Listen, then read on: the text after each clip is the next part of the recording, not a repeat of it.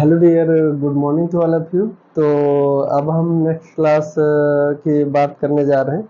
इससे पहले हमने आपको बताया था ब्रेस्ट के बारे में। ठीक, ब्रेस्ट के बारे में डिटेल में आपको इंटरनल स्ट्रक्चर, एनाटॉमी बताया, फंक्शन बताया उसका, सारी चीज़ें। तो अब हम अगला जो टॉपिक है फीमेल रिप्रोडक्टिव सिस्टम से ही है। ठीक, तो आप लोग को समझ में ये तभी आएगा जब मेरा पिछला वाला जो क्लास देखें उसका नोट्स लेके बैठेंगे, तभी समझ में आएगा। ठीक, क्योंकि नया नया देखेंगे तो आपको समझ नहीं आएगा, बट हम समझाने की कोशिश कर रहे हैं, देखिएगा।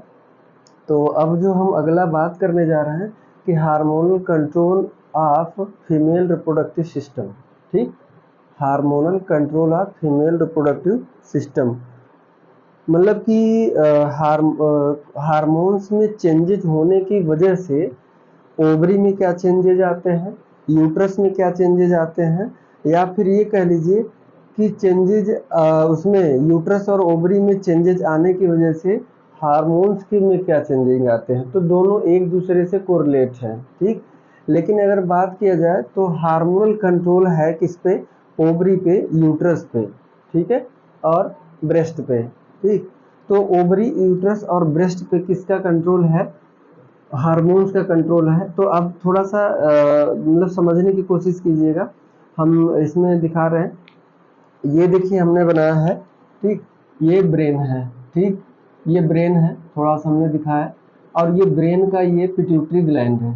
ठीक, क्या है, पिट्यूटरी ग्लैंड। आपको पता है, फर्स्ट ईयर में पढ़े होंगे, चाहे जेएनएम फर्स्ट ईयर, चाहे बीएससी नर्सिंग फर्स्ट ईयर, चाहे एनएम फर्स्ट ईयर। ठीक, तो उसमें पढ़े होंगे कि pituitary gland sella turcica of basisphenoid bone of skull. कहाँ पे स्थित होता है pituitary gland, sella turcica bone of basisphenoid, sella turcica of basisphenoid bone of skull. Skull में जहाँ पे ये उपस्थित होता है उसे क्या बोलते हैं, सेला turcica of basisphenoid skull bone. ठीक, स्कल के कौन से बोन में, बेसिफिनॉइड, और बेसिफिनॉइड के सेला टर्सिका में, किसमें, सेला टर्सिका में। तो ये यहाँ पे स्थित होता है। ठीक, तो ये इसको लिख लीजिए, कभी कभी पूछ लेता है कि हाइपो पिट्यूटरी ग्लैंड कहाँ पे स्थित है। तो पिट्यूटरी ग्लैंड यहाँ पे सेला टर्सिका, ठीक, sella sella turcica of basisphenoid skull of bone. ठीक, स्कल बोन में, बेसिफिनॉइड में। तो इसको नोट कर लीजिएगा। अब हम बात करने जा रहे हैं, देखिए यहाँ पे क्या है, ये आपका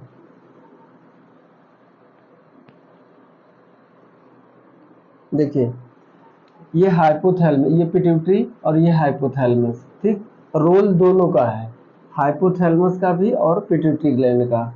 और ये देखिए मैंने नीचे रिप्रोडक्टिव सिस्टम दिखाया है, ये यूट्रस और ये फैलोपियन ट्यूब, ये ओवरी। ठीक, तो ओवरी पे वर्क करेगा। अब देखिए दरअसल क्या होता है कि सबसे पहले यहाँ हाइपोथैलेमस से क्या सिक्रीट, हाइपोथैलेमस को सूचना जाता है, हाइपोथैलेमस को सूचना जाता है। फीमेल रिप्रोडक्टिव सिस्टम जैसे मेच्योर होता है, फीमेल जैसे प्यूबर्टी में पहुंचती है, तो प्यूबर्टी में पहुंचने के बाद तो यहाँ से सूचना जाता है कौन सा हार्मोन्स निकलता है ब्लड से, गोनेडोट्रोपिन,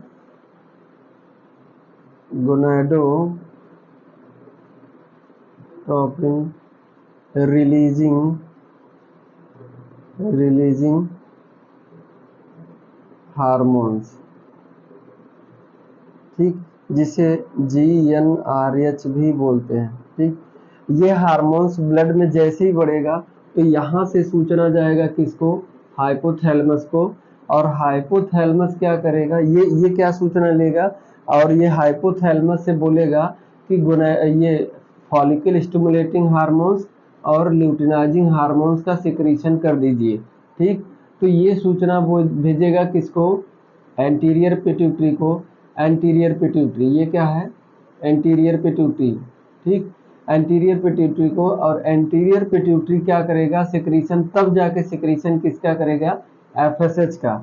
एफएसएच यानी फॉलिकल स्टिमुलेटिंग हार्मोन्स।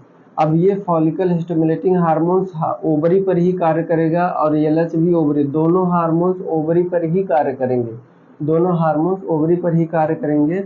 अब ये एफएसएच आएगा ओवरी पे, इसका ओवरी पे क्या काम है, तो ये फॉलिकल को क्या, प्राइमोर्डियल फॉलिकल जो ओवरी में है उसको ग्रोथ कराएगा, या इनएक्टिव फॉर्म में रहता है तो उसको एक्टिव करेगा कि चलो उठो तैयार हो अब ओवम बनाना है।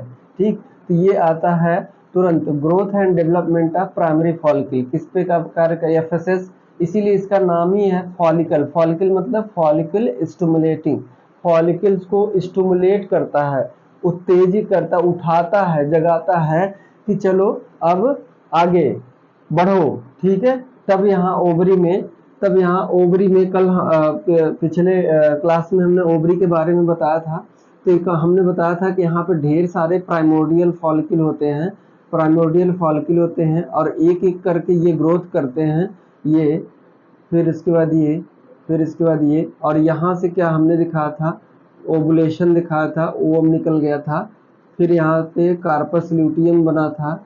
ठीक, फिर कार्पस एल्बिकेंस, फिर ये कार्पस ल्यूटियम डिस्टर्ब हो गया था। तो अब ये एफएसएच आएगा, इस पे कार्य करेगा, इस पे प्राइमोर्डियल फॉलिकल पे, प्राइमोर्डियल फॉलिकल पे। ठीक, प्राइमोर्डियल फॉलिकल चेंज होगा किसमें, ग्रेफियन फॉलिकल में, और ग्रेफियन फॉलिकल को ही क्या कहते हैं, प्राइमरी फॉलिकल। तो ये ऐसे ग्रोथ कराता जाएगा, कौन, एफएसएच। ठीक, उसके बाद एलएच क्या करेगा, तो जैसे एलएच क्या करेगा, एलएच यहाँ तक, यहाँ से कहानी यहाँ तक कौन लाया, एफएसएच ग्रोथ करा दिया, ओवम का ग्रोथ करा दिया। अब एलएच है तो एलएच क्या करेगा, इसको ओवम को सेकेंडरी फॉलिकल से बाहर निकालने को ही ओवुलेशन कहते हैं। सेकेंडरी फॉलिकल से ओवम का बाहर निकलना ही सेकेंडरी वो साइट कहलाता है या ओवम कहलाता है। इस ओवम को यहाँ से बाहर निकालने का कार्य कौन करता है, ल्यूटिनाइजिंग हार्मोन्स करता है। अब ये ल्यूटिनाइजिंग हार्मोन्स इस पे कार्य करेगा और इसको ओवम को बाहर निकाल देगा। और अभी तक काम ल्यूटिनाइजिंग हार्मोन्स का खत्म नहीं हुआ, इनको बाहर निकालने के बाद जो ये बचा हुआ है तो ये क्या है, कार्पस ल्यूटियम।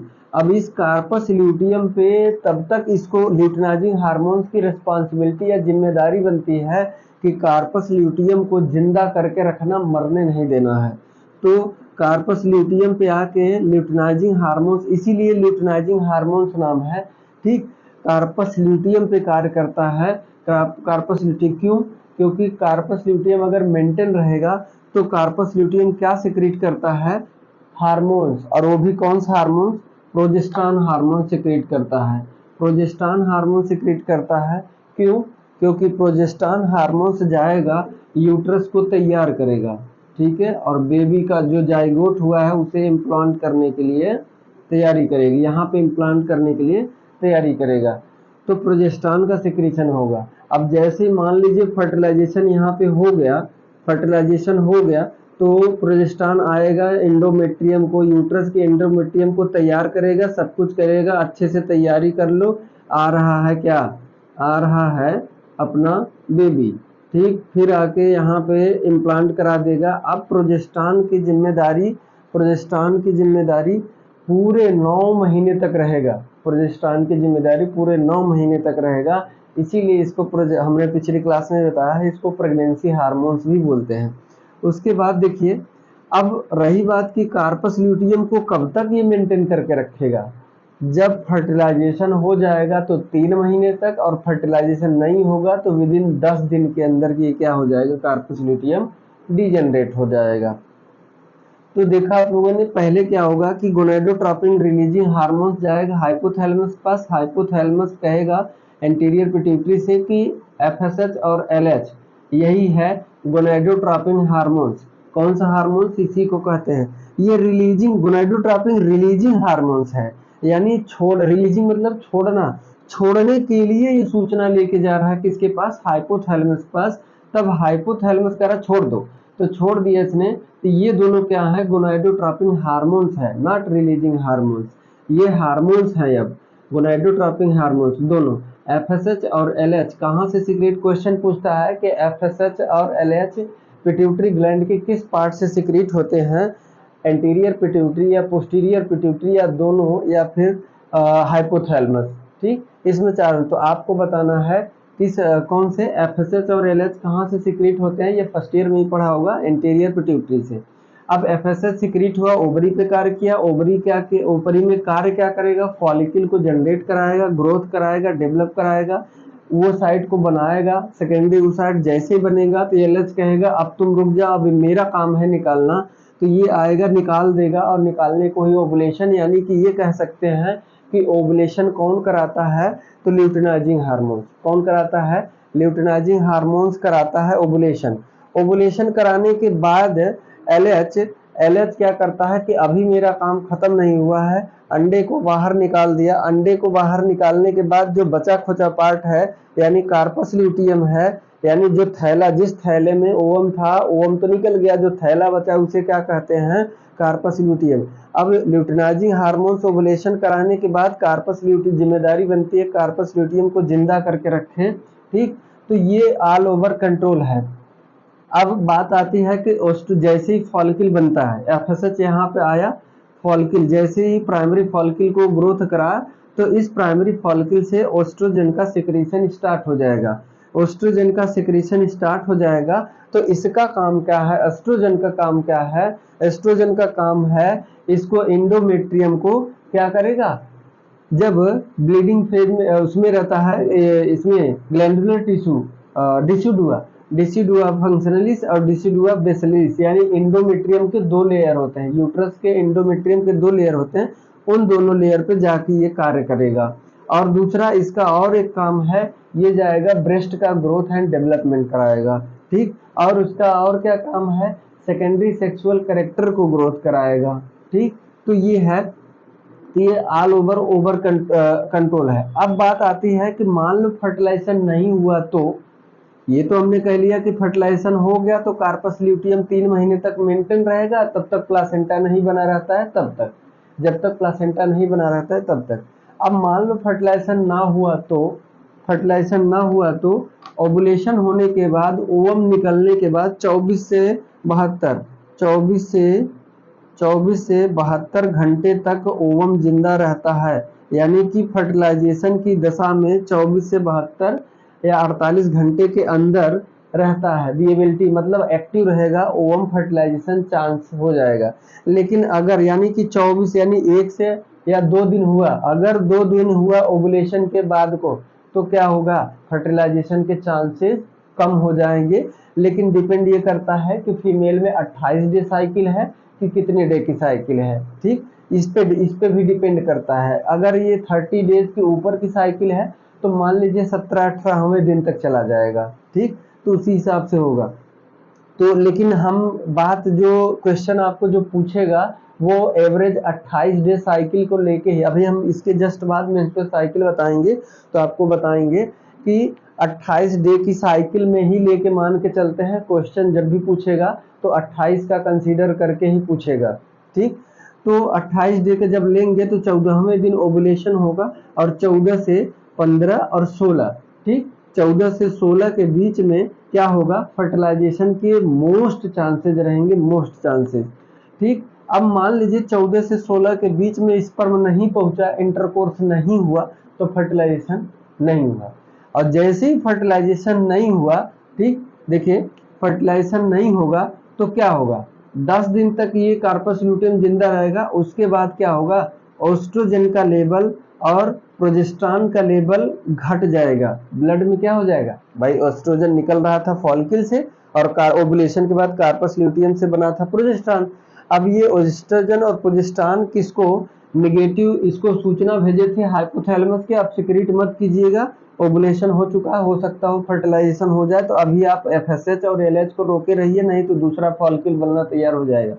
तो जैसे हुआ देखे, 2 दिन के अंदर जैसे फर्टिलाइजेशन नहीं हुआ तो अगला क्या है कि मेंस्ट्रुअल पीरियड स्टार्ट हो जाएगा, और अगले मेंस्ट्रुअल पीरियड जैसे स्टार्ट हो, अब कब स्टार्ट होगा, जब हार्मोन्स ये प्रोजेस्टेरॉन फर्टिलाइजेशन नहीं हुआ तो प्रोजेस्टेरॉन और एस्ट्रोजन का लेवल ब्लड में क्या हो जाएगा, घट जाएगा। और जैसे ही घटता है तो तब ये सूचना फिर से भेजता है कि चलिए ठीक है, अब फर्टिलाइजेशन नहीं हुआ, हाइपोथैलेमस को जाएगा, सूचना फिर से जाएगा गोनाडोट्रोपिन रिलीजिंग हार्मोन, कहेगा अब एलएच और एफएसएच का सिक्रीशन कर दीजिए क्योंकि इस बार फर्टिलाइजेशन नहीं हुआ, अगली बार देखते हैं अगले महीने में। तो फिर से वही साइकिल स्टार्ट हो जाती है। यानी ये कह लीजिए कि कंट्रोल रिप्रोडक्टिव सिस्टम पे कितने हार्मोन्स के हैं, एस्ट्रोजन, एफएसएच, एलएच और प्रोजेस्टेरॉन। ठीक, अब इसमें एफएसएच और एलएच कहाँ से, एंटीरियर पिट्यूटरी से, प्रोजेस्टेरॉन और एस्ट्रोजन कहाँ से, ओवरी से। और उसमें भी अंदर पूछे कि तो प्रोजेस्टेरॉन कहाँ से, तो कार्पस ल्यूटियम में, और एस्ट्रोजन पूछे कहाँ से, तो फॉलिकल से, ग्रेफियन फॉलिकल से। तो आई थिंक ये समझ में आ गया होगा। ग्रेफियन फॉलिकल वगैरह जो हमने ओवरी का बड़ा सा स्ट्रक्चर बनाया था उसमें नोट से लेके देखेंगे तो आपको इसका मैंने बड़ा स्ट्रक्चर बना के आपको समझाया था ओवरी के बारे में। ठीक, तो ये है hormonal control on female reproductive system. ठीक, अब हम बात करेंगे मेंस्ट्रुअल साइकिल की। ठीक, तो इसको पूरा वीडियो सुनेंगे तभी समझ में आएगा आपको। जैसे समझ में आए, जैसे मैं हिंदी में बोल रहा हूँ, जैसे मैंने कहा कि एस्ट्रोजन का काम है कि ब्रेस्ट का डेवलपमेंट कराना, सेकेंडरी सेक्सुअल कैरेक्टर का डेवलपमेंट कराना, और उसके बाद इसको फॉलिकल को मेंटेन करके रखना। ठीक, ओवम को तैयार करना, ये हो गया। तो उसके बाद क्या होगा, कार्पस ल्यूटियम। तो जो भी बोल रहा हूँ हिंदी में बोल रहा हूँ, आप चाहे तो लैंग्वेज में, मेरी लैंग्वेज में ही लिख लीजिए, अपने लैंग्वेज जैसे समझ पाते हैं वैसे लिख लीजिएगा। ठीक, और आपको दिखाई अच्छे साफ साफ दिखाई देगा जब YouTube पे आप देखेंगे तो ऊपर से कॉर्नर से हाई पिक्चर क्वालिटी में करके वीडियो देखेंगे तो आपको एकदम क्लीन दिखेगा। ठीक, तो ये देख लीजिएगा। और प्रॉपर नेटवर्क नहीं रहेगा तो ये थोड़ा सा डीम दिखेगा, ब्लड दिखेगा, धुंधला दिखेगा। ठीक, तो ऊपर से YouTube के ऊपर से राइट कॉर्नर से सेटिंग से जाके हाई पिक्चर क्वालिटी कर देंगे तो आपको सही से दिखने लगेगा, पूरा एकदम क्लियर दिखेगा। तो अब हम बात करते हैं किस पे, मेंस्ट्रुअल साइकिल पे। तो इसको आप नोट कर लीजिए। ठीक, और बना के जैसे बना वैसे आप करेंगे तो अच्छा रहेगा। ठीक, क्योंकि मैं थोड़ा सा समझाने का प्रयास किया हूँ, आप जाहिर सी बात है आशा करता हूँ समझ में आएगा। और नहीं समझ में आता है तो कमेंट बॉक्स में छोड़ दिया करिए कि सर ये चीज़ें नहीं समझ में आए, या फिर इस तरीके से समझाइए। ठीक है,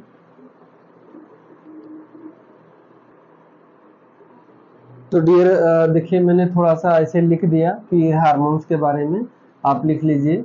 देखिए एफएसएच कहाँ से सिक्रीट होता है, एंटीरियर पिट्यूटरी से। क्या काम है इसका, growth and development of follicle. LH hormones ये भी कहाँ सिक्रीट होता है, also secrete from anterior pituitary gland. क्या काम है इसका, ओवुलेशन कराना और मेंटेन करना, कार्पस ल्यूटियम को मेंटेन करके रखना। एस्ट्रोजन फ्रॉम ओवरी कहाँ से सिक्रीट होगा, ओवरी से। Act on ovarian follicle. ठीक, ओवेरियन फॉलिकल को देख रेख करेगा और मेच्योर कैसे हो रहा है कि नहीं हो रहा है। एंड यूट्राइन एंडोमेट्रियम और यूट्रस पर भी कार्य करेगा। और अगला कार्य है growth and development of secondary sexual character. फिर अगला कार्य है growth and development of breast. फिर उसका चौथा है प्रोजेस्टेरॉन कहाँ से सिक्रीट होता है, फ्रॉम कार्पस ल्यूटियम। कहाँ से, कार्पस ल्यूटियम से। ठीक, act on uterus to prepare for implantation. ये भी यूट्रस पे कार्य करेगा क्योंकि जाइगोट का इम्प्लांटेशन होना होता है, इसलिए यूट्रस को तैयार करता है।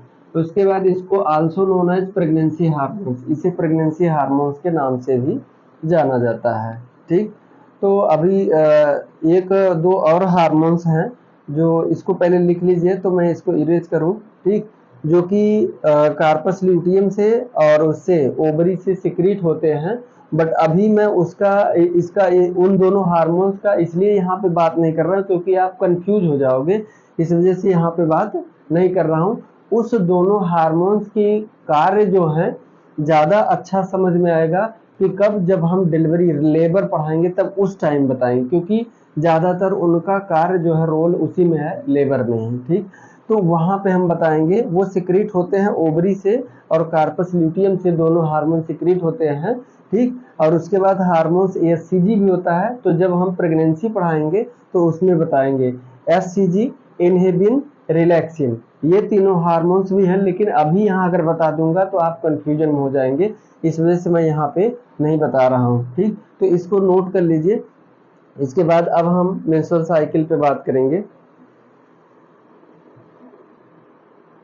तो देखिए अब मेंस्ट्रुअल साइकिल के बारे में लिया, मेंस्ट्रुअल साइकिल के बारे में जैसे देखिए, वैसे तो आप लोग जानते तो हैं बहुत, मतलब जो भी है जितना जानते हैं ठीक है, अच्छी बात है, और नहीं जानते हैं तो अभी कुछ चीज़ें मैं यहाँ पे मेन पॉइंट लिखा हूँ, कुछ वैसे ही वर्बली बताऊँगा। ठीक, तो क्लास को ध्यान से सुनिएगा, हर एक शब्द में क्वेश्चन छुपे हुए हैं। मेंस्ट्रुअल साइकिल क्या है?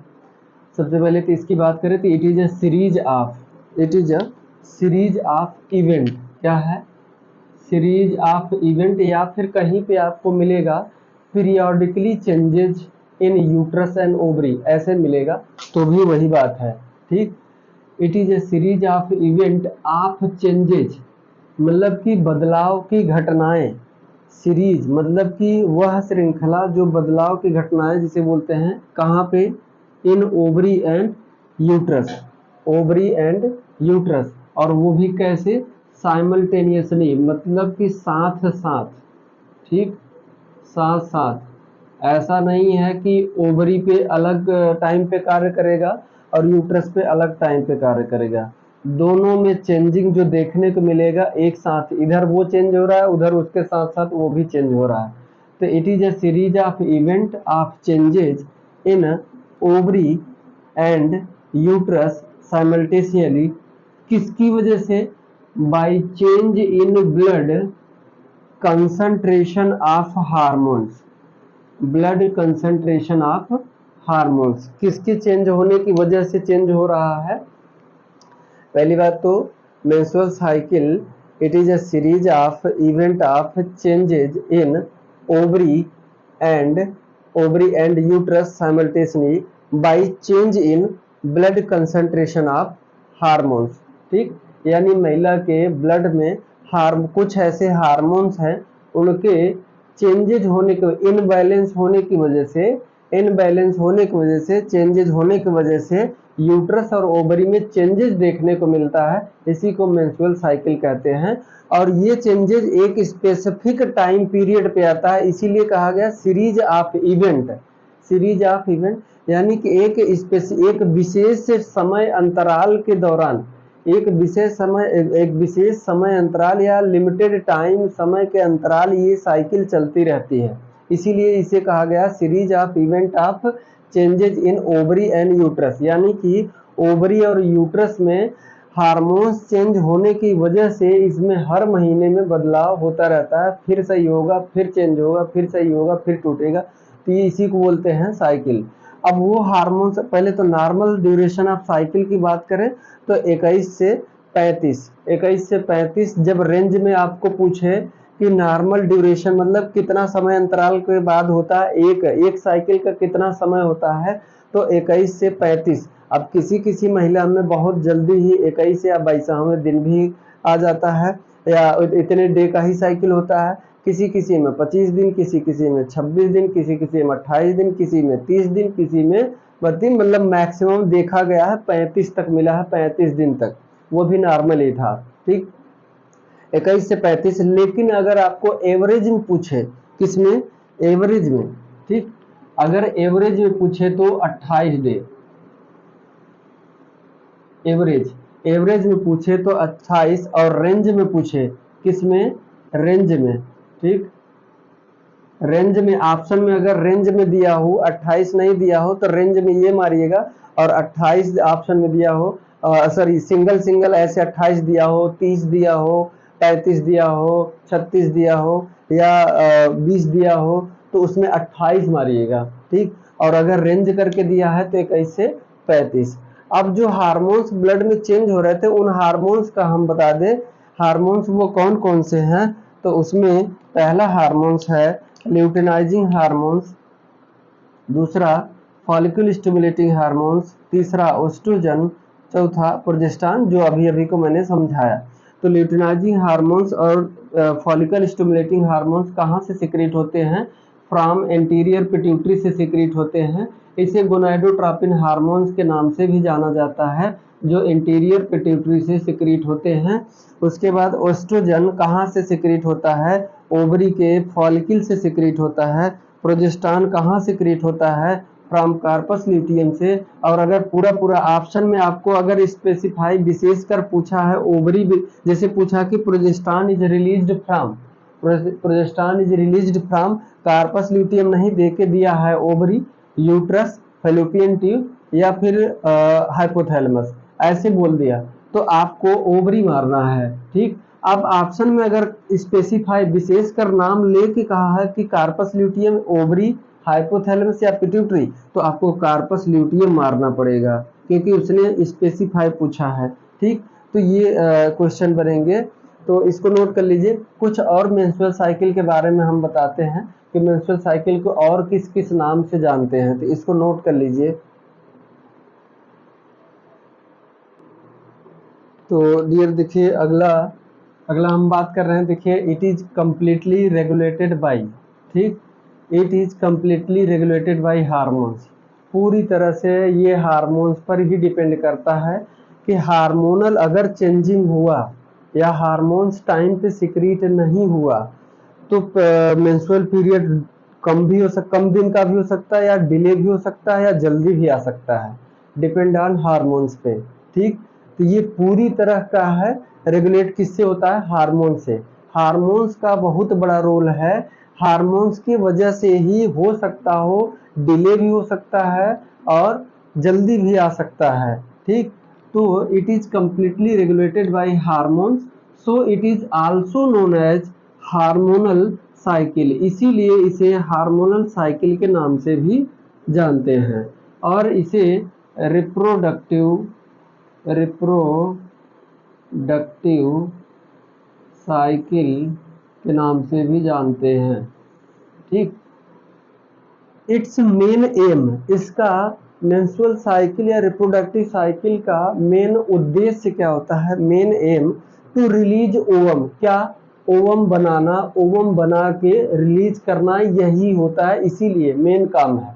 मेन काम मेंस्ट्रुअल या रिप्रोडक्टिव साइकिल का मेन काम क्या है? Main aim to release ovum from ovary, ovary से ओवम को रिलीज कराना, छोड़ना, इसीलिए इसे ओवेरियन साइकिल के नाम से भी जानते हैं। ठीक, इट इज ऑब्जर्वेबल चेंजेज, ये क्या है? पता चलता है कि बॉडी में चेंजेस कुछ हो रहे हैं। ठीक है, हल्का टेम्परेचर डाउन होगा, फिर टेम्परेचर एबव होगा, फिर इरिटेशन होगा, ब्लीडिंग होगा, तो ये ऑब्जर्व कर रहे हो आप। ठीक है, तो महिला जो है ऑब्जर्व करती है, फीमेल जो है ऑब्जर्व करती है, ये ऑब्जर्वल पीरियड जो भी चेंजेस हो रहे हैं वो ऑब्जर्व कर रही है, स्वयं ऑब्जर्व कर रही है। ठीक, तो इसीलिए इसको कहा गया है it is observable changes in uterine endometrium, यानी कि एब्डोमिनल क्रैम्प होगा, हल्का पेन होगा, ब्लीडिंग होगा, तो इससे पता चलता है। तो यूट्राइन एंडोमेट्रियम में चेंजेस होता है, इसीलिए so it is also known as uterine cycle, इसे यूटराइन साइकिल के नाम से भी जानते हैं। एक बहुत मतलब कि क्वेश्चन आएगा, पूछ भी सकता है, तो क्वेश्चन बहुत इंपॉर्टेंट है, इसको नोट कर लीजिएगा। क्वेश्चन ये है कि इन मेंस्ट्रुअल फ्लो, यानी कि जो ब्लीडिंग होती है, मेंस्ट्रुअल फ्लो होता है, जो ब्लीडिंग होती है उसमें क्या क्या पाया जाता है? ठीक, क्या क्या उपस्थित रहता है, उसमें क्या क्या हो सकता है? तो उसमें मेन अगर ऑप्शन में आपको सिर्फ और सिर्फ यही लिखा है कि इन मेंस्ट्रुअल फ्लो यानी कि 3 से 5 दिन के अंतराल में जो मेंस्ट्रुअल फ्लो हो रहा है, ब्लीडिंग हो रही है, उसमें मेंस्ट्रुअल फ्लो में आपको अगर ऑप्शन में एक ऐसे ही करके पूछा है तो सीधा अनफर्टिलाइज ओवम, और उद्देश्य इसका क्या होता है? ओवम को रिलीज करना। अब ओवम फर्टिलाइज नहीं हुआ तो वो ओवम बाहर आ गया, और इसीलिए मेंस्ट्रुअल फ्लो के द्वारा ओवम बाहर आ गया। तो इसमें क्वेश्चन पूछा जाता है कि जो मेंस्ट्रुअल ब्लीडिंग होती है या फ्लो आता है, बाहर आता है, उसमें क्या क्या होता है? तो अनफर्टिलाइज ओवम यानी अनिषेचित अंडाणु, ठीक, अनिषेचित ओवम, उसके बाद म्यूकस होता है, सीमेन होता है, ठीक, सीमेन होता है इंटरकोर्स के दौरान। अब फर्टिलाइजेशन नहीं हुआ तो बात की बात है, लेट सबे हो गया, ठीक, डिले हो गया, या फिर टाइम पे नहीं पहुंच पाया स्पर्म, या कुछ भी था, लेकिन स्पर्म भी होगा और सीमेन भी होगा। तो semen and 30 to 100 ml of blood, ठीक, 30 से 100 ml, ये मैं रेंज बता रहा हूं। अगर एवरेज पूछेगा तो 50, एवरेज पूछेगा तो 50 ml, ठीक, इतना बताना है। एवरेज में 50 और रेंज में किसी किसी महिला में 30 ml भी गिरते, किसी किसी महिला में 50 ml, किसी में 80 ml, किसी में 85 ml, किसी में 100 ml, ठीक। तो ये रेंज में पूछा मैंने, तो ये इंपॉर्टेंट क्वेश्चन है, जहां से बन सकते हैं वो हमने रख दिया है, तो इसको आप नोट कर लीजिए। अब इसके बाद हम बात करेंगे phases, phases of reproductive cycle या मेंस्ट्रुअल साइकिल।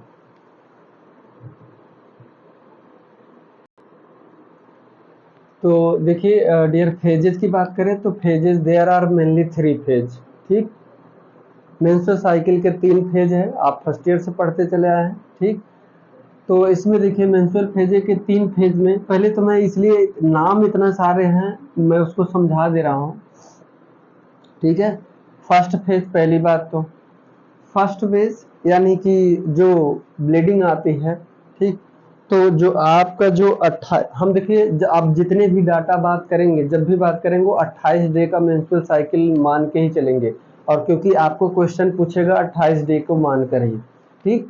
तो देखिए इसमें जो 28 डे की साइकिल होती है, कितने, 28 डेज,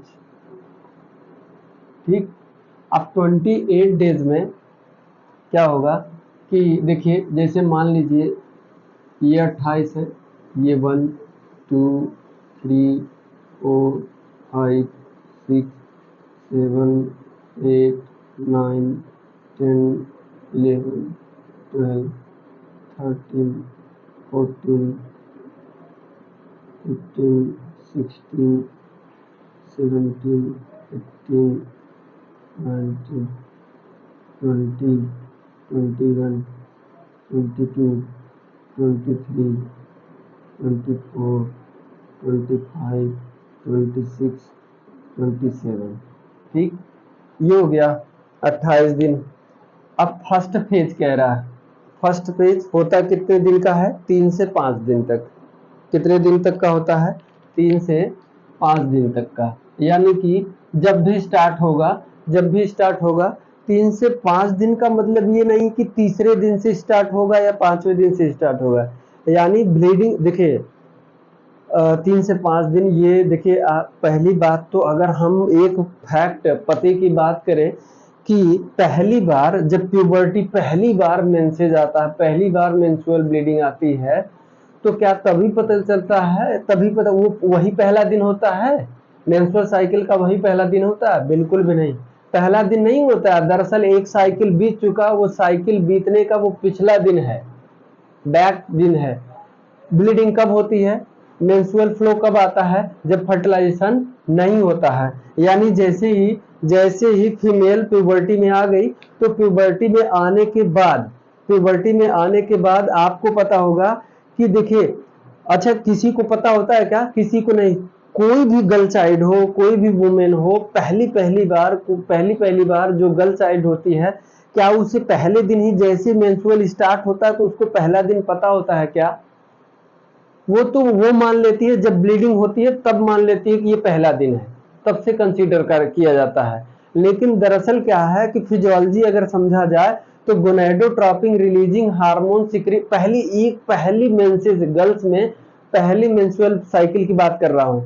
गोनेडोट्रोपिन रिलीजिंग हार्मोन्स, वो खेल गर्ल चाइल्ड जो है 10 से 12 साल को हो गई, खेल रही है, सब कुछ कर रही है, एक्टिविटी में है, उसे नहीं पता, लेकिन उसके हार्मोनल में चेंजिंग आ रहा है। गोनेडोट्रोपिन रिलीजिंग हार्मोन से, कहां से, ओवरी से, और उससे जब देखिए ये तब होता है जब रिप्रोडक्टिव सिस्टम क्या होते हैं, फुल्ली मेच्योर हो जाते हैं, तभी तो हम प्यूबर्टी बोलते हैं। यानी ब्रेस्ट आ गया और वो तो फुल्ली मेच्योर हो जाते हैं, तो क्या होता है, तब सूचना जाता है हाइपोथैलेमस को सूचना जाता है कि गोनेडोट्रोपिन रिलीजिंग हार्मोन सिक्रीट कर, ये गोनेडोट्रोपिन हार्मोन रिलीजिंग जाता है सूचना लेके।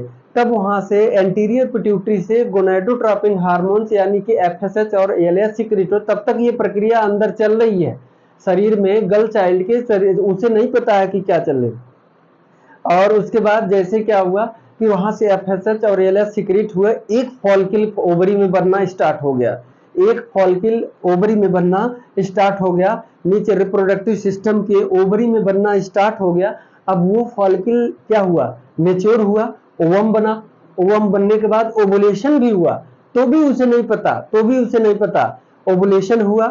तो अब 10 से 12 साल के बेबी है, उसे गर्ल चाइल्ड है, उसे क्या पता है, ठीक है। जैसे ही फर्टिलाइजेशन नहीं हुआ तब ब्लीडिंग हुई, मेंस्ट्रुअल फ्लो होके बाहर आया, तब पता चला, तब घर वाले, तब उसको पता चलता है कि ब्लीडिंग आ गई। यानी कि ये हमारे समाज में या परिवार में या खुद स्वयं आप सोच के चलिए, क्योंकि देखिए ये होता है कि इसमें हम अवॉइड नहीं की, क्योंकि मैं इसलिए समझा रहा हूँ। तो जैसे ही आता है तो पता चल जाता है कि बिटिया को मंस पहली मेंसेस आए हैं, मेंस्ट्रुअल पीरियड, यानी पता चल जाता है कि हाँ अब सब कुछ।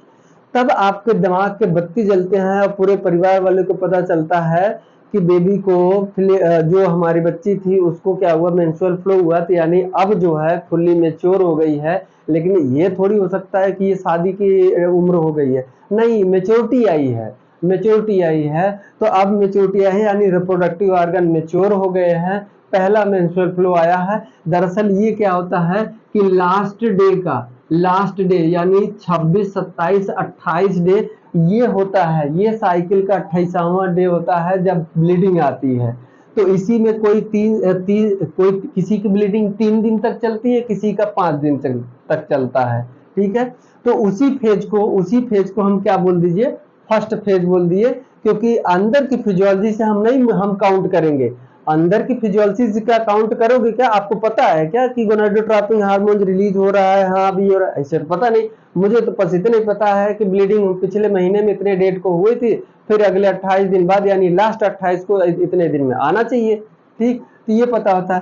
तो यानी फर्स्ट फेज हम कहाँ से काउंट करते हैं, जब ब्लीडिंग होता है, ठीक, ब्लीडिंग होता है या मेंस्ट्रुअल फ्लो होता है। तो फर्स्ट फेज उसी को मान लेते हैं जिसे मेंस्ट्रुअल फ्लेज या मेंस्ट्रुअल ब्लीडिंग बोलते हैं, या इसी को इस्चेमिक फेज बोलते हैं। इस्चेमिक मतलब क्या होता है कि जैसे ही इसमें जो यूट्रस के एंडोमेट्रियम होता है, ठीक, यूट्रस का एंडोमेट्रियम होता है, ये एंडोमेट्रियम, यूट्रस का एंडोमेट्रियम होता है। इसमें क्या होता है कि ब्लड की सप्लाई बंद हो जाती है, ब्लड की सप्लाई भी बंद हो जाती है। अब ब्लड की सप्लाई कैसे बंद होती है, जैसे ही ओस्ट्रोजन का सिक्रीशन होता है, ओस्ट्रोजन आता है, पहली बार ओस्ट्रोजन आता है एंडोमेट्रियम पे, तो एंडोमेट्रियम से एक सिक्रीट होता है हार्मोन जिसे बोलते हैं प्रोस्टाग्लैंडिन, प्रोस्टाग्लैंडिन, ठीक, प्रोस्टाग्लैंडिन। यही हार्मोन्स जब फर्टिलाइजेशन नहीं होता है तो एंडोमेट्रियम के सारे ब्लड के सप्लाई को बंद कर देता है, ब्लड के सप्लाई को बंद कर देता है। तो एंडोमेट्रियम इसीलिए आप सोचिए, एक बार सोचिए कि अगर एंडोमेट्रियम अगर टूटता रह गया तो ब्लीडिंग बंद होगी क्या, ब्लीडिंग कंटिन्यू होगी ना, यानी ब्लीडिंग को बंद भी तो होना चाहिए, यानी 30 से 50 एक नॉर्मल अमाउंट में ब्लड गिरना चाहिए।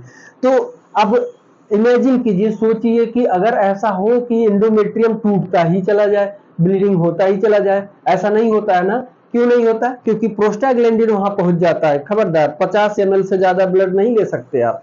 तो वो क्या करता है, एंडोमेट्रियम के सारे ब्लड वेसल को कॉन्स्ट्रिक्ट ऐसे चिपका देता है, दबा देता है, बंद कर देता है, यानी ब्लड सप्लाई बंद। और आपको पता है कि शरीर में जहां भी ब्लड सप्लाई, आपको इतना पता नहीं पता है, जो हमसे पढ़े होंगे स्टूडेंट वो जानते होंगे कि मैं इस्चीमिया के बारे में बात करूं तो इस्चीमिया का मतलब ये होता है कि शरीर के किसी भी सेल में जहां ऑक्सीजन की उपस्थिति नहीं होती है, ब्लड नहीं जाता है, वहां इस्चीमिया होना आवश्यक है, मतलब जरूरी इस्चीमिया होगा ही होगा। और इस्चीमिया होने के बाद नेक्रोसिस हो जाता है, नेक्रोसिस के बाद सेल डेथ हो जाता है।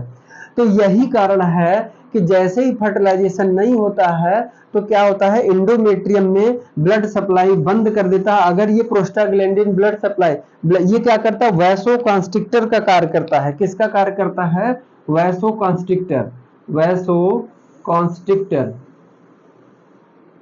वैसोकॉन्स्ट्रिक्टर, यानी वैसोकॉन्स्ट्रिक्टर यानी कि ब्लड वेसल को कॉन्स्ट्रिक्ट करता है, चिपका देता है, कहाँ पे, इंडोमेट्रियम के ब्लड वेसल को। अगर नहीं करता तो कंटिन्यू ब्लीडिंग होते ही रहता। ठीक है, ये पहुंचता है प्रोस्टाग्लैंडिन कि बस खबरदार, बस ऊपर के लेयर में जितने वेसल थी उसी ब्लड को ले जाइए, उससे ज्यादा ब्लड हम नहीं दे सकते। तो ये क्या करता है, ब्लड वेसल को चिपका देता है, और चिपका देगा तो ऊपर के लेयर में ब्लड की सप्लाई नहीं होगी, तो क्या हो जाएगा, इस्चीमिया हो जाएगा। इसीलिए इसको इस्चीमिक फेज भी बोलते हैं। ठीक, तो नाम समझ में आया। फर्स्ट फेज इसलिए कहते हैं क्योंकि पहली बार हमें पता चलता है, इसलिए। मेंस्ट्रुअल फेज यानी कि मेंस्ट्रुअल ब्लीडिंग होती है। इस्चीमिक फेज इसलिए कि वहां पे यूट्रस के इंडोमेट्रियम के अपर लेयर में क्या होता है, सबसे अपर लेयर में इसमें क्या होता है कि ब्लड की सप्लाई प्रोस्टाग्लैंडिन बंद कर देता है, और ब्लड की सप्लाई बंद होने की वजह से इसमें क्या है, ये टूट टूट के गिरने लगता है, यानी कि यहाँ पे ब्लड सप्लाई बंद हो जाता है, तो यहाँ इस्चीमिया हो जाता है, इसीलिए इसी को इस्चीमिक फेज भी बोलते हैं। ठीक, अब उसके बाद सेकंड फेज की बात करते हैं। तो अब फर्स्ट फेज गया, ब्लीडिंग हो गई। ठीक, तब तक ब्लीडिंग था, तब तक परेशान थे, सब कुछ था, उसके बाद नॉर्मल हो गया, चलो ठीक है। अब उसे नहीं पता कि क्या हो रहा है अंदर, ओवरी में क्या चल रहा है, हमारे ओवरी में क्या चल रहा है। ठीक, फॉलिकल्स बन रहे हैं इस टाइम, सब कुछ कर रहे हैं। ठीक है, आप मेच्योर हो गए, अगर आप मेडिकल फील्ड से जुड़े हैं तो आपको पता है, नहीं तो नॉर्मल, अगर एक वुमेन नॉर्मल गर्ल चाइल्ड की बात करें तो उसे नहीं पता होता। बस फर्स्ट फेज में उसे पता ब्लीडिंग थी, हो गई, जान छूटी, बहुत खराब लग रहा था, बहुत ये मतलब कि बैठना उठना चलना, स्कूल जाना आना, डेली एक्टिविटी करने ये तकलीफ हो रही थी, सब कुछ हो रहा था, तो ये गया। अब उसे नहीं पता। लेकिन सेकंड फेज, फर्स्ट फेज हुआ, फर्स्ट के बाद तो सेकंड आएगा, तो सेकंड फेज में क्या होता है, प्रोलिफरेटिव फेज। प्रोलिफरेटिव फेज का मतलब, प्रोलिफरेज यानी कि फॉलिकल का डेवलपमेंट ही क्या कहलाता है, प्रोलिफरेटिव फेज। और ये कौन कराता है, एफएसएच। क्या कराता है, एफएसएच। एफएसएच क्या आएगा, ओवरी पे कार्य करेगा, और ओवरी पे क्या करेगा, प्रोलिफरेट मतलब कि ऊपर आना, ठीक है, ग्रोथ करना। प्रोलिफरेट मतलब ग्रोथ करना। उसके बाद फॉलिकुलर फेज इसलिए कहते हैं क्योंकि इसमें फॉलिकल बनते हैं, ग्राफियन फॉलिकल बनते हैं। उसके बाद ओस्ट्रोजन फेज इसलिए क्योंकि होते हैं, क्यों कहते हैं, अभी हमने बताया कि फॉलिकल बन जाते हैं तो उससे क्या हार्मोन सिक्रीट होता है, ओस्ट्रोजन हार्मोन सिक्रीट होता है, इसलिए ओस्ट्रोजन स्टेज कहते हैं। तो इसके समय की बात कर ले कि 3 से 5 दिन तक था, एक एवरेज में, एक रेंज में हम मान रहे थे, तो किसी महिला में 3 दिन तक, मिनिमम 3 या 4 दिन तक ही रहता है ज्यादातर, तो 3 दिन तक, उसके बाद या 5 दिन तक। तो इसको 3 से 5 दिन तक तो फर्स्ट फेज ही चला, ब्लीडिंग ही चला। 5 से लेके 14वें दिन तक क्या होगा, सिर्फ फॉलिकल बनेगा, मेच्योर होगा, यानी ओवम तैयार होगा, ओवम तैयार होगा और फॉलिकल बन जाएगा, तो एस्ट्रोजन का सिक्रीशन होगा, ये होगा। तो 5 से 14 दिन तक इसका टाइम पीरियड होगा। उसके बाद आता है थर्ड फेज। थर्ड फेज में क्या होगा, अब 14वें दिन तक पहुंचा था, अब ओवुलेशन होगा। इस पर अब इस फेज में क्या कार्य करेगा, एलएच, ल्यूटिनाइजिंग हार्मोन्स। ठीक, ल्यूटिनाइजिंग हार्मोन्स कार्य करेगा किस पे, सेकेंडरी फॉलिकल, सेकेंडरी oocyte पे। ठीक, सेकेंडरी oocyte पे, जो ओवरी में जो सेकेंडरी oocyte बना हुआ है, देखिए ये ओवरी हमने बताया था, देखिए हमने यहाँ पे फॉलिकल जनरेट कराया था, फिर उसके बाद ये प्राइमरी फॉलिकल थी। ठीक, ये ठीक, उसके बाद ये सेकेंडरी फॉलिकल या सेकेंडरी oocyte, ये हमने बताया था। ठीक, यहाँ पे ये, तो इसमें ओवम बन गया और ये सेकेंडरी फॉलिकल बन गई। ठीक, तो यहां तक तो क्या, एस्ट्रोजन का सेकंड फेज चला, सेकंड फेज। अब सेकंड फेज के बाद इससे ओवम निकलेगा, ये ओवम निकल गया, और ये क्या बच गया, ये पार्ट। ठीक, ये पार्ट बच गया, और ये बना लिया कार्पस ल्यूटियम। ठीक, ये कार्पस ल्यूटियम। तो ये क्या है, फॉलिकल सेकंड फेज चला। अब यहाँ से ये 14वें दिन तक, ये 14वें दिन तक ही ओवुलेशन होता है, 14 days, 14 days of cycle, ovulation हो गया, एलएच काम करना। अब एलएच को हमने अभी जस्ट बताया कि एलएच का काम क्या होता है, ओवुलेशन कराना और कार्पस ल्यूटियम को मेंटेन करके रखना, कब तक, 3 महीने तक। अगर प्रेगनेंसी हो गई तो, और नहीं हुई तो ये 10 दिन के अंदर कार्पस ल्यूटियम डी जनरेट हो जाएगा और एलएच का लेवल घट जाएगा और एफएसएच का घट जाएगा और एस्ट्रोजन का लेवल घट जाए। जैसे घटेगा तो फिर से हाइपोथैलेमस को सूचना जाएगा और वहां से फिर से गोनाडोट्रोपिन एफएसएच और एलएच फिर से सिक्रीट होगा और फिर अगला फॉलिकल बनेगा। तो अब यहाँ इसे थर्ड फेज कहेंगे। 14 दिन के बाद थर्ड फेज स्टार्ट हो जाता है। उसका ल्यूटियल फेज इसे क्यों कहते हैं? क्योंकि कार्पस ल्यूटियम बनता है, कार्पस ल्यूटियम बनता है इस फेज में। सेक्रेटरी फेज क्यों कहते हैं? क्योंकि कार्पस ल्यूटियम से प्रोजेस्टेरॉन का सिक्रीशन होता है। किसका सिक्रीशन होता है? कार्पस ल्यूटियम से प्रोजेस्टेरॉन का सिक्रीशन होता है। प्रोजेस्टेरॉन प्रोजेस्टेरॉन प्रोजेस्टेरॉन का सिक्रीशन होता है, इसलिए सेक्रेटरी फेज कहते हैं। सेक्रेटरी फेज कहते हैं। अब प्रोजेस्टेरॉन फेज इसलिए कहते हैं कि प्रोजेस्टेरॉन यहाँ पे बनता है, इसलिए प्रोजेस्टेरॉन फेज कहते हैं।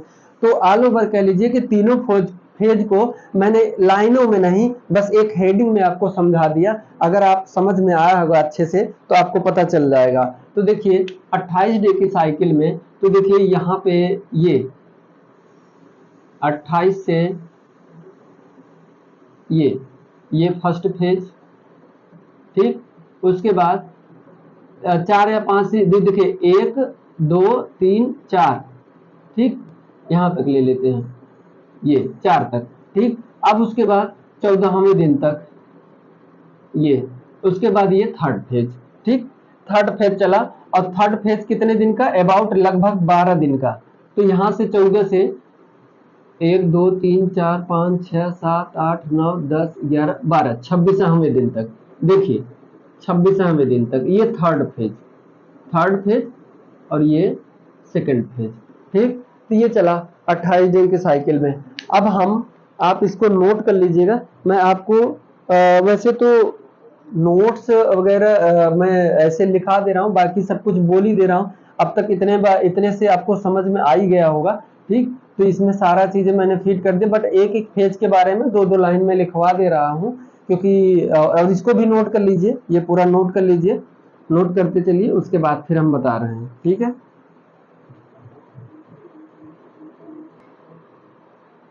तो फर्स्ट फेज में देखिए डियर, फर्स्ट फेज में क्या देखिए, वैसे तो मैंने समझा दिया था लेकिन आपको लिखवा दे रहा हूँ। देखिए इसमें फर्स्ट फेज में पहला क्या क्या है? If pregnancy has not occur, अगर प्रेगनेंसी नहीं हुआ, ठीक।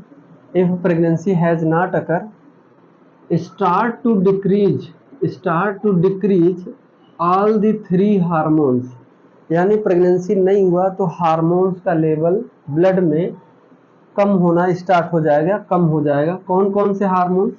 LH, FSH, progesterone and oestrogen भी है, लेकिन एस्ट्रोजन क्या होता है कि वो ओवरी से सिक्रीट होता रहता है क्योंकि फॉलिकल्स है, ठीक है। तो in this stage, first stage में क्या होता है कि ये तीनों हार्मोन्स का लेवल घट जाता है। क्यों? क्योंकि प्रेगनेंसी नहीं कंसीव हुई, ठीक, प्रेगनेंसी नहीं हुई। अगला कह रहा है टेम्परेचर ड्रॉप ड्यू टू, थोड़ा सा टेम्परेचर क्या होता है? डाउन होता है। फर्स्ट फेज में टेम्परेचर डाउन होता है to disintegration of corpus luteum, क्योंकि जो कार्पस ल्यूटियम ओवम को निकाल के जो कार्पस ल्यूटियम बना था, वो कार्पस ल्यूटियम डीजनरेट होता है। तो जैसे डीजनरेट होता है तो थोड़ा सा मामूली सा टेम्परेचर डाउन होता है कुछ समय के लिए, ठीक। फंक्शनल, अगला है फंक्शनल लेयर ऑफ डिसिडुआ, यूट्रस के इंडोमेट्रियम में जो डिसिडुआ होता है 2 लेयर में डिवाइड होता है, एक फंक्शनलिस और एक बेसिलिस। तो फंक्शनलिस हर साइकिल में डीजनरेट होता है, शेडिंग ऑफ होता है, ये मैं पिछले क्लास से ही बताते आ रहा हूँ। Functional layer of decidua of uterus start to shed मतलब टूट के गिरना, शेडिंग मतलब शेडिंग ऑफ मतलब टूट के गिरना, due to decrease level of oestrogen and progesterone. क्यों टूटना स्टार्ट हो गया? क्यों टूटना स्टार्ट हो गया? हमने आपको कहा था कि एस्ट्रोजन और प्रोजेस्टेरॉन ही है, जब ओवुलेशन हो जाता है, ओवम आ जाता है, और तब ये एस्ट्रोजन फॉलिकल से सिक्रीट होता है और ओवुलेशन के बाद कार्पस ल्यूटियम से प्रोजेस्टेरॉन। क्यों सिक्रीट होते हैं? ये दोनों जाते हैं यूट्रस के इसी लेयर को तैयार करते हैं। तो जब तैयार कर दिए, फर्टिलाइजेशन हुआ नहीं, तो इनका लेवल डाउन हो गया, ठीक, डाउन हो गया। तो जैसे ही फर्टिलाइजेशन नहीं हुआ, प्रेगनेंसी नहीं हुई, तो लेवल इनका डाउन हो गया, और जैसे ही डाउन हो गया तो वो फंक्शनल जिसको ये संभाल के रखे थे, अब संभाल के रखने वाला ही कम हो गया, उसको हिम्मत ही नहीं रहे, तो कहाँ संभलेगा, वो टूट के गिरना स्टार्ट हो जाता है। कौन? Functionalist layer, which result into bleeding, और जिसके कारण क्या होता है? ब्लीडिंग होता है। जैसे ही एंडोमेट्रियम लेयर शेडिंग ऑफ झड़ने लगता है, टूट टूट के गिरने लगता है यूट्रस से, ठीक, यूट्रस से जैसे टूट के गिरने लगता है, बार बार यूट्रस, हम uterus uterus uterus uterus uterus uterus बनाए जा रहे हैं, यूट्रस यूट्रस। देखिए ये यूट्रस क्या होगा, ऐसे टूट टूट के इंडोमेट्रियम ऐसे टूट टूट के बाहर आएगा, ठीक।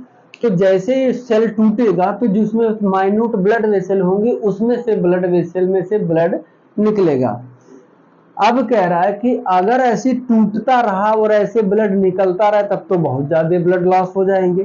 तो अगली लाइन देखिए, आफ्टर शेडिंग, यानी शेडिंग होने के जस्ट बाद, लेयर एक तरफ से लेयर ऐसे शेडिंग टूटती हुई चली आ रही, और ऊपर से आफ्टर शेडिंग ऑफ डिसिडुअल फंक्शनलिस्ट, जैसे फंक्शनलिस्ट लेयर टूटता है, अलग होता है, तो वहां से कौन सा हार्मोन सिक्रीट होता है? एक हार्मोन पहुंच जाता है प्रोस्टाग्लैंडिन, उस हार्मोन का नाम है प्रोस्टाग्लैंडिन।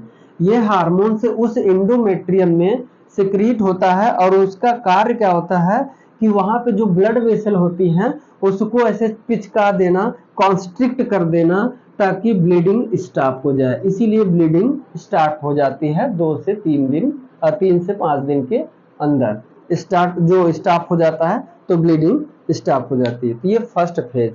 उसके बाद डियर अब हम सेकेंड स्टेज की बात करेंगे, सेकेंड फेज की बात करेंगे, तो आप इसको नोट कर लीजिएगा। बाकी के नेक्स्ट क्लास में हम आपको सेकेंड और थर्ड स्टेज के बारे में बात करेंगे। और डियर मैं बार बार कह रहा हूं कि आप नोट्स बना लीजिए, नोट्स बनाने के बाद जब मैं अगला क्लास पढ़ाऊं तो उस नोट को सामने रख के बैठा करिए ताकि समझ में आए, क्योंकि मैं पीछे तो जा सकता नहीं। मैं आपको इतना कह सकता हूं कि पिछले वाले क्लास में आप देखिएगा, मैं उसमें इसमें बात किया था, तो ऐसे मैंने क्लास तो नोट्स को लेके बैठिएगा। और अगर हमारे चैनल पर आप पहले बच्चे हैं, पहले स्टूडेंट हैं, तो डियर लाइक शेयर और सब्सक्राइब जरूर कर लीजिएगा, और पिछले वीडियो जाके सारे लेक्चर का नोट्स एक तरफ से बना लीजिएगा, क्योंकि ये अब मैराथन चलेगा, अब ये दौड़ चलेगा पूरा, जब से तक कवर नहीं करेंगे तब से तक नहीं होगा, ठीक है। मैं आप लोगों को इतना अवेलेबल करा दूंगा कि कहीं नहीं मिलेगा आपको, इतना मैटर आपको कहीं नहीं मिलेगा, ठीक है। तो खुश रहिए, मस्त रहिए। Thank you so much dear, thank you.